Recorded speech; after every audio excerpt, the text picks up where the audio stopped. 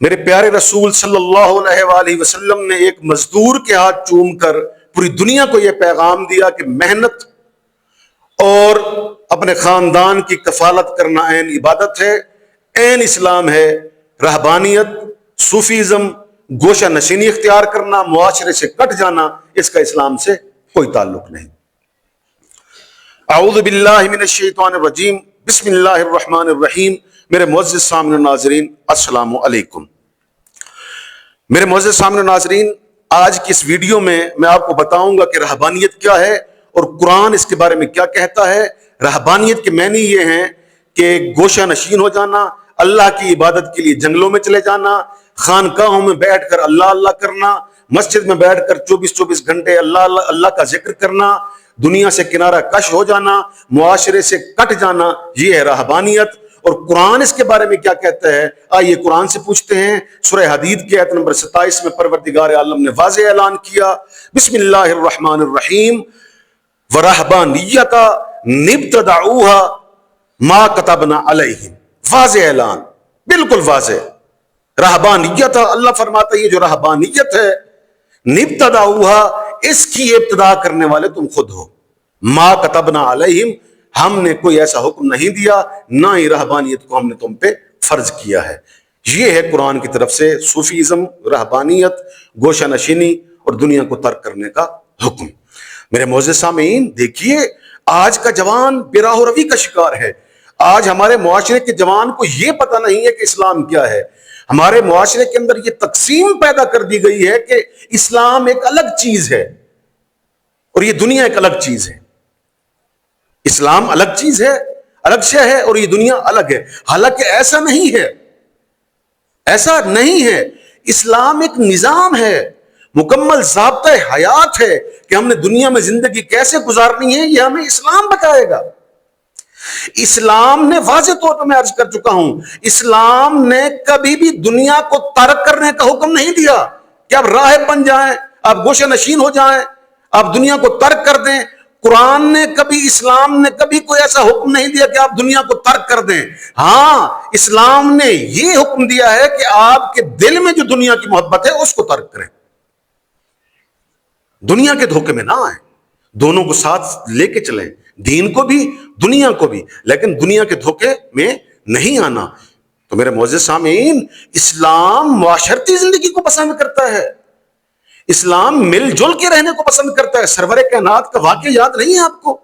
کس طرح ہجرت مدینہ کے بعد، ہجرت مدینہ جب آپ مدینہ میں ہجرت کر کے تشریف لائے، سب سے پہلا جو آپ نے کام کیا وہ ایک معاشرہ تشکیل دیا، ایک انصاری کو مہاجر کا بھائی بنا دیا، ایک مہاجر کو انصاری کا بھائی بنا کے اپنے معاشرہ تشکیل دیا۔ اسلام معاشرے کو پسند کرتا ہے۔ اس کی ایک مثال دینا چاہتا ہوں، توجہ کیجئے گا میرے نوجوانوں، آپ جہاں کہیں بھی سے، دنیا کے کسی کونے سے بھی آپ مجھے سن رہے ہیں تو توجہ کیجئے گا۔ دیکھیے ایک چھوٹی سی مثال یہ ہے، انسان اشرف المخلوقات ہے، حیوان چرند پرند اشرف المخلوقات نہیں ہے۔ اب آپ نے کبھی یہ چیز نوٹس کی ہے کہ انسان اشرف المخلوقات ہے تو اس کا بچہ دیر سے خود کفیل ہوتا ہے، جبکہ بھیڑ، بکری، چرند پرند، ان کے جو بچے ہیں وہ پیدا ہونے کے فوراً بعد ہی خود کفیل ہو جاتے ہیں۔ وجہ تو میں آپ کو بتاتا ہوں۔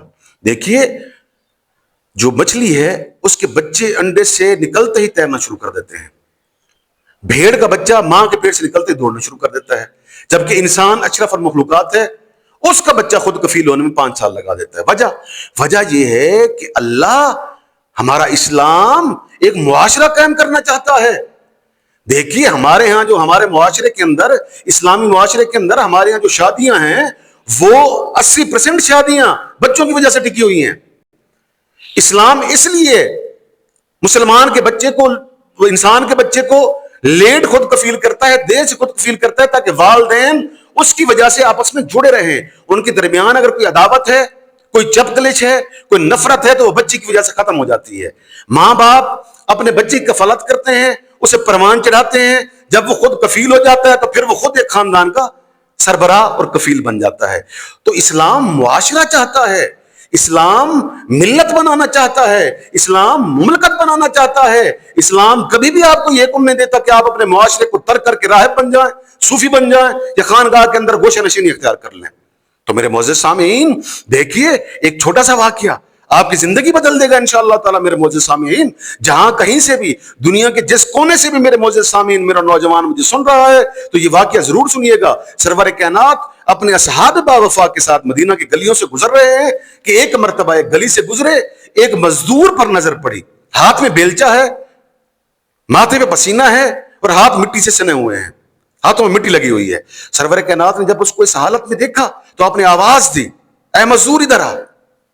جب وہ مزدور آپ کے قریب آیا تو کائنات نے عجیب و غریب منظر دیکھا کہ میرے رسول نے آگے بڑھ کر اس مزدور کے ہاتھ چوم لیے.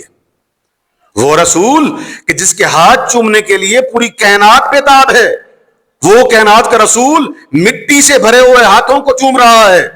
اور پیچھے مڑ کر اچانک فرمایا کہ اے گروہ صحابہ, جانتے ہو کہ میں نے اس کے ہاتھوں کیوں چوما؟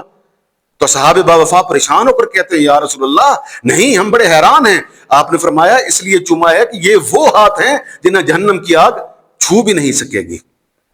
کیوں نہیں چھو سکے گی؟ اس لیے کہ یہ اپنے خاندان کی کفالت کے لیے, یہ معاشرہ بنانے کے لیے محنت کر رہا ہے جو کہ عین عبادت ہے.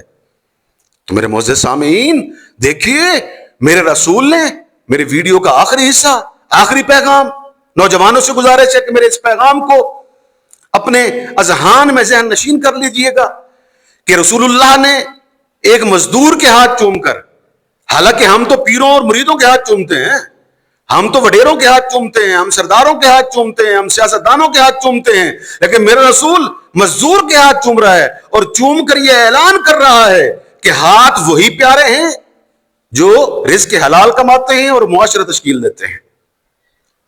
تو میرے معزز سامعین یہ ہے آج کا پیغام. اسلام میں بالکل بھی صوفیزم, گوشہ نشینی, دنیا کو ترک کرنے کا کوئی حکم نہیں, نہ ہی گنجائش ہے. تو میرے معزز سامعین میں اپنے سامعین و ناظرین سے گزارش کرنا چاہوں گا کہ میری اس ویڈیو کو آپ نے دیکھا, میں آپ کا تہ دل سے مشکور ہوں اور آپ کی رائے کا منتظر رہوں گا. کمنٹس میں آ کر مجھے اپنی رائے دیجیے گا اور مجھے بتائیے گا کہ آپ کو یہ ویڈیو کیسی لگی. والسلام.